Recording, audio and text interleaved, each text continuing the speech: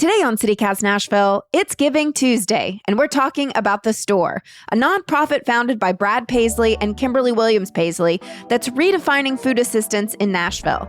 Executive Director Colin Mayer and volunteer Jim Moody join us to discuss the store's grocery-style model, the support they provide beyond food, and their exciting plans for a second location. It's Tuesday, December 2nd. I'm your host, Marie Cecile Anderson, and this is what Nashville's talking about.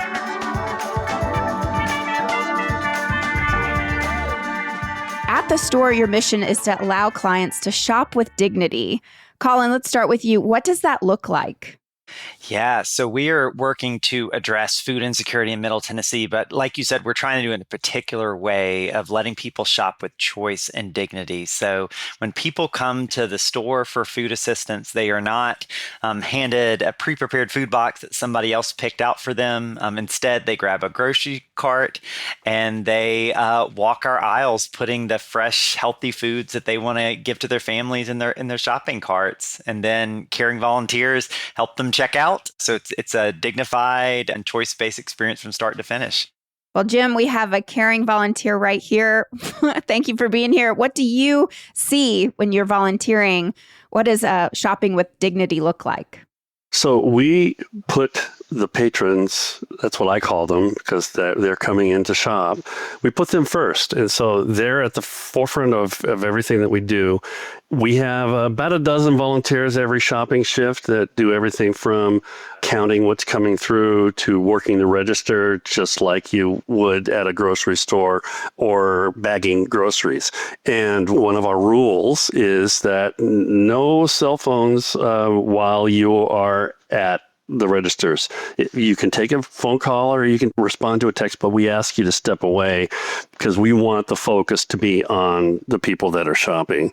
And the other thing that I think is really remarkable there is all of the fresh produce. We have probably 30 different items or more of fresh produce that they can just take one of everything if they want to. Sure can. If they don't know what to do with a particular piece of produce, maybe you've never cooked with kale before.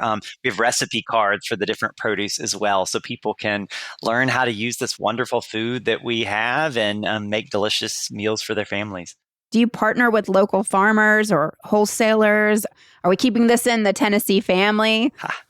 As much as possible. In order to serve the amount of people that we do, we have to have a wide variety of suppliers. So we love it when local farms step up and help us. We also have bigger suppliers that help with our produce and needs as well. But we'll take as much local produce, especially as we can. We often write grants and sort of thing to empower us to be able to purchase even more local produce. So that's definitely a focus for us. I'd love to hear how someone experiencing, say, an emergency shopping situation, what that looks like when they come into the store. So we're an enrollment-based program. So a lot of the people that come to us have already been working with another nonprofit partner that has sent them our way. So I'll just give an example, call out one of our wonderful partners, Safe Haven Family Shelter. So they're working with families experiencing homelessness, and they're trying to move that family from homelessness back into housing as quickly as possible. So when that family gets moved back into their new apartment, they send them to us to get food for 18 months. So the family can focus on paying the rent and getting restabilized in their house. And we're going to make sure that apartment is full of fresh, healthy food for an entire 18 months. So that's just one example of kind of what it looks like to work with us. And also the way the kind of nonprofit community, the way we work with the nonprofit community and how we all work together. They get enough food for 18 months? Yeah, so they shop every 2 weeks.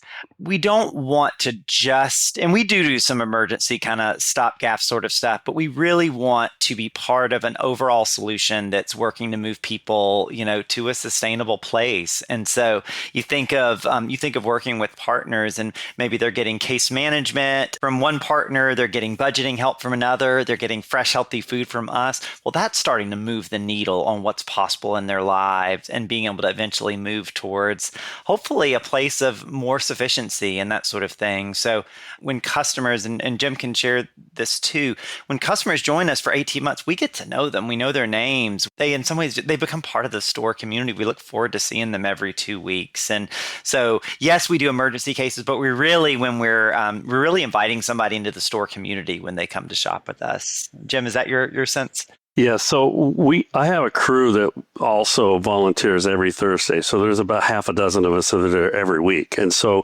we know these people, but they know us. They remember us because they're there. We're there every time they come, every other week.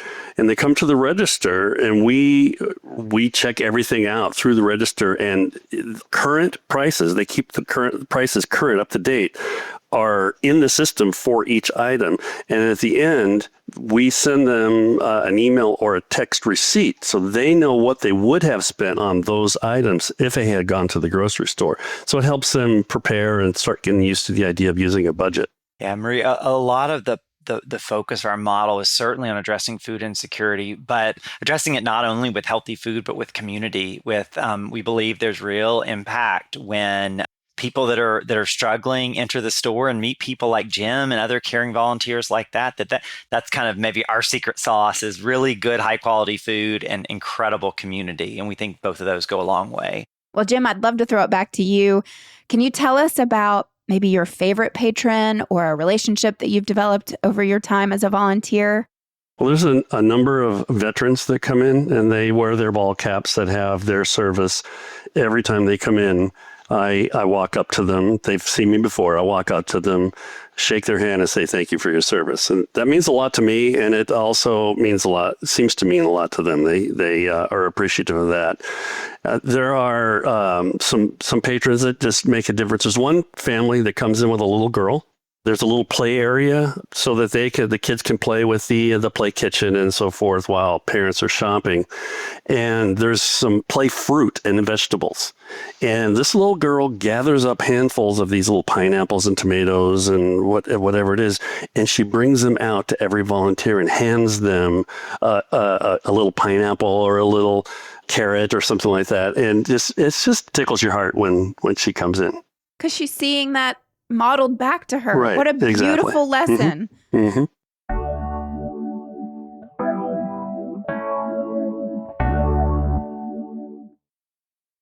So we've just gone through a period when food insecurity hit a real dangerous level here in Nashville. What were you both seeing on the ground when SNAP benefits were frozen? One thing to remember is that food insecurity was already in a really hard place before SNAP benefits were frozen. Feeding America, the National Association of Food Banks, announced early this year that food insecurity hit a 10-year high. So it was already off the charts, and we were feeling it as we watched our waiting lists rise because we are completely at capacity. And so what happened when SNAP benefits were shut down? I mean, we saw that waiting list get higher than it ever has before. We have nearly 3,000 households wanting to come shop at the store, and we don't have capacity to serve them. In addition to that, we started seeing the people that help supply us with food running out of food because of the demand. So, what I saw is a food system that was just stretched beyond capacity, and not just at the store, but across our community. It was a really kind of scary moment. I would also just mention it's going to take us a time to recover from it. The food system is still not back where it needs to be, even though SNAP benefits have now been kind of restored. So it was a really challenging time, and I think it needs to wake us all up to be thinking about, when something like this happens, how as a community are we going to make sure that we're prepared to weather an emergency like this and care for hardworking families that are trying to make it work, but that certainly need food on their tables. Jim, what was it like for you as a volunteer when you kind of saw that surge? So two things that struck out. One, when patrons come in, they have a color-coded card that tells them and us how many items they're allowed to shop for. And there's a fourth color that we see, purple, that are for emergencies, so one-time emergency shopping. And we would see those once in a while. During this struggle, I was seeing a few more of those. I've seen more of those purple cards come through. So people were hurting. They needed food, and the store helped them out. The other thing definitely is mirroring what Colin said. We saw every week we have fewer items. Patrons are allowed to get so many of us certain kinds of things, and we've had to start rationing things like rice and some of the pastas and some of the canned foods where they could get as many as they wanted within their account. We've had to limit them to 2, for example, because we're just not getting the supply that we used to. How is the store supposed to work in tandem with the SNAP program and other local support systems?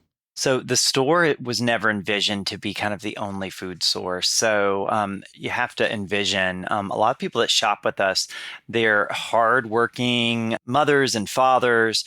They're trying to, make things work. And, Nashville's obviously not cheap to live in. It is very expensive. It's very hard. Wages have not kept up with kind of someone's household expenses. So normally what we would see is families that are getting SNAP benefits. So they're able to use those, and then they're using the store to help supplement, because SNAP doesn't pay for everything anyway, so they were using the store to supplement. And so when SNAP was cut off, people had to start turning to us to try to meet more of the percentage of their food needs than ever before. At the exact same time, we were being stretched and the food supply was being challenged. So it was really a perfect storm, and I think it in many ways spoke to a food system that is very fragile and that can break. And that was really scary, I think, to see our neighbors that are trying to make it work, but that just really couldn't due to everything that was happening with SNAP. Okay, so we know that you're at capacity, but what kinds of families can apply for your program, and how does the process work? So we are at capacity now. We are also actively expanding, and we can talk more about that in a bit. But to your question about the kinds of people that and families that can apply, so we serve everybody at the store. We serve families, we serve veterans, we serve individuals, we serve seniors, because food insecurity hits every pocket of people. So one of the ways that people are connecting with us is through our referral network of 50 different nonprofit partners that we're sending referrals back and forth. I already mentioned Safe Haven, but we also have wonderful other partners like the American Red Cross and Operation Stand Down, just some fabulous organizations that have just been really good partners. And then we also have lots of people that just hear about us through word of mouth, through our website, and sign up to express interest in being part of our program. And the key for us now in seeing the surging demand is how we can continue to expand and grow to try to meet this incredible need that's in our community right now. And you're expanding, which I'm excited to get into. Is it true you have a second location coming? It is 100% true. We are planning our ribbon cutting right now for middle of January. And our second location is going to be at the site of Centennial Hospital, a great location and really a great kind of mission alignment. The way that came about is when we were, realizing the capacity and the deep need of families for a resource like the store, and we're saying, how can we expand? The leadership at Centennial Hospital, especially the CEO, Tom Osborne, was talking to his staff and hearing the same thing that we were hearing, that a lot of their patients were struggling with food insecurity. And their big-hearted nurses and doctors and medical staff were actually starting makeshift kind of food little closets throughout the hospital with their own money. As Tom and the leadership at Centennial said, we've got to work together on this. So they had some wonderful space that they're not using. They're giving it to us just because they're good partners in the community. It's going to be nearly 3 times the size of our current location. So there is a lot of potential in it. Jim, are you excited about our expansion? Yeah, very excited, especially about, as I understand it, the shopping area portion of the new space will be about the same size as the current. So that somebody can come in and set up the same, so somebody can come into either place and be familiar. But the back is going to be twice as big or more, and we are so stretched for space. You have no idea. The cooler, for example, is so full that in order to go in to get something that you need, eggs or milk, you have to pull stuff out in order to get in. And where we store the dry goods, also, they're just crammed. I think pallets are crammed on top of pallets. It's just incredible. And just some amazing volunteers that help manage all of that. Jim, you're exactly right. And, things like around storage and cooler space, when you're serving as many households as the store is, moving as much food as we do, those things really matter. And so we're going to have so much more kind of back end resources, and we're going to be able to take larger food donations, which is going to help with our food costs. So yeah, the implications of having bigger space, really are rippling. There's a lot of things we're excited about for the second location. Listeners, I just wish y'all could see their smiling faces right now. This is so exciting. I can feel how excited and happy and pleased you all are about this expansion.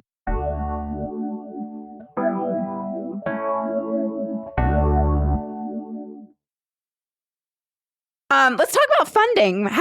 Where's the money coming from? Where is the money coming from? Yeah.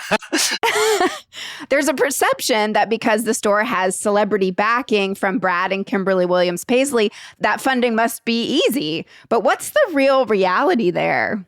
Funding is never easy. And of course, Brad and Kim are beyond generous with the store, but we're a real nonprofit having a large footprint and trying to address food insecurity. So, no one donor could meet that entire need. So we are constantly writing grants. We have some fun events that help raise money. And then we're dependent on the community. A lot of the people listening here, I'm sure, have given to the store in the past. And that's what really makes it work, is when lots of people wrap their arms around us, send us contributions, whether it's a few dollars or a few $1,000s. Every bit really works, and we're a very efficient and scrappy nonprofit.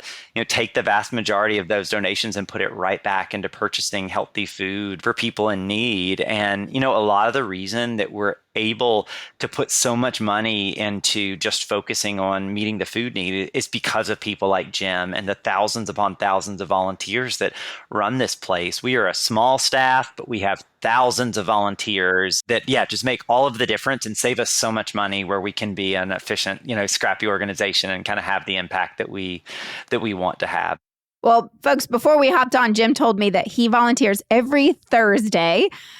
Jim, how did you get involved? And if maybe a listener is listening and they too want to get involved and volunteer, how can they?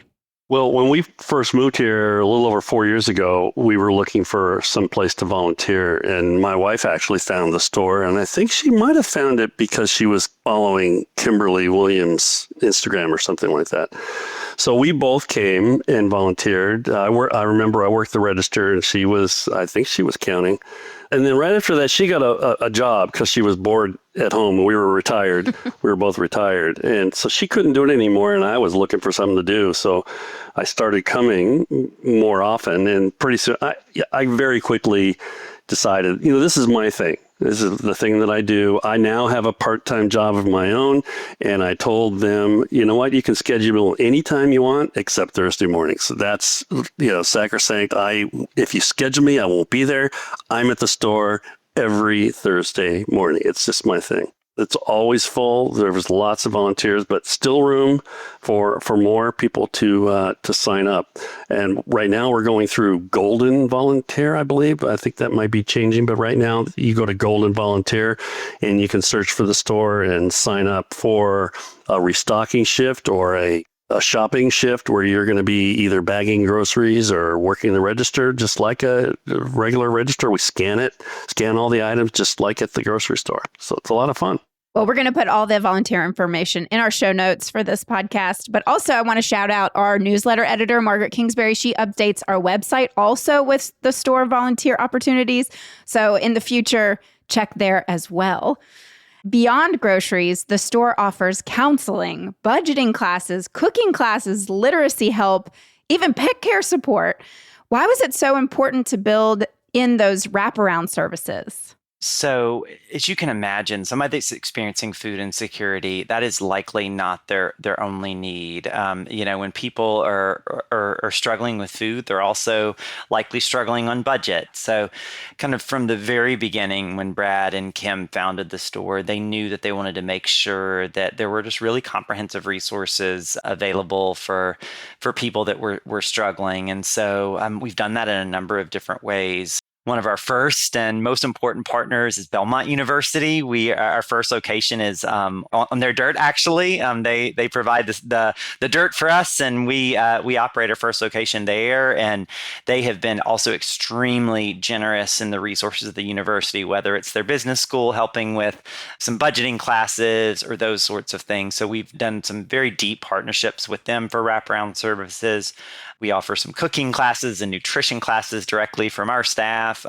But then this network of over 50 different nonprofits, they are always excited to partner with us to continue to provide programming and wraparound services for our customers as well. So it's just really a good example of when you bring the nonprofit community together, educational community, all of that, what is possible and how we really can bring just a variety of resources to help meet people's holistic needs.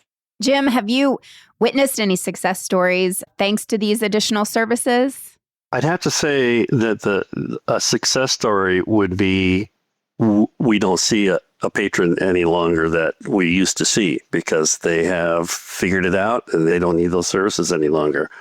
But for the most part, I have to think that just being able to come in with dignity to shop for the items that you need for your family is just a calming and a really supportive environment that the store provides for patrons. And Marie, what we hear from our customers is, Jim mentioned being able to get a receipt of the money that they've saved. But one thing that's just really encouraging is to hear from our customers what they're able to do with that money that they save by shopping at the store, whether it's finally to get that car repaired or finally, being able to meet a medical need that they wouldn't have otherwise been able to meet. That's really powerful because we all know, how much of our own budgets go into food and, food costs are just going up. So being able to provide that resource, hearing people that are able to do so much more now that they're saving that money on food is really powerful as well. So if someone is listening and they want to take action against food insecurity right now, what is one concrete step that they can take this week? I'm going to give two. One, they could sign up for one of our lunch and learns. We have them every single month. And it is a deep dive into the store and kind of tell all the different ways that somebody could get connected, whether it's a company getting involved, a church. That lunch and learn covers it all. And you come get a great free lunch as well. So that would be one. And then I think the second is just what Jim's been talking about. Come and volunteer, sign up for a shift and come see firsthand what it's like to address food insecurity with dignity. It's powerful. We not only have individuals that hear about us and come in and volunteer, but organizations will bring a whole crew of volunteers in. Almost every week, there's people, 4, 5, 6, 8 volunteers that come from one company. So If you're a company and looking for volunteer opportunities, the store is a great one. Well, so listeners, if you want to go to the next Lunch and Learn, it's on January 28th, and you can sign up at thestore.org. All right. I could talk to you gentlemen all day. You're so lovely. Last question. It's Giving Tuesday. So aside from the store, what other Nashville organizations are on the front lines that you think deserve more attention? There are so many, and I would invite anybody that wanted to go to thestore.org and take a look at our partners because all of them are fabulous and worth getting involved in. When I think about the food insecurity in particular, I think of the incredible work that Second Harvest does. They are the ones that help in many ways keep our shelves full. So continuing to lift up our local food bank that does so much is really important. And then I was just recently on a panel with the CEO of Nashville Food Project that is working on prepared meals and getting those out in the community for those that need it. So food insecurity is real, but there are some fabulous organizations making a difference out in the community, all of whom deserve your listeners' support and volunteer time. Well, I wish you a happy Giving Tuesday. Yes. Dig deep in those pockets. Every dollar counts. Yes, truly. Thank you both for being here. Thanks so much. Thank you. It was a pleasure.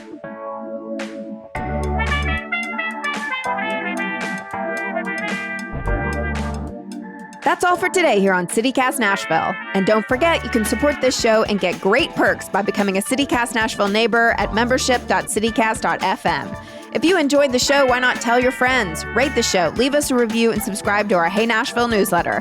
We'll be back tomorrow morning with more news from around the city. Toodles!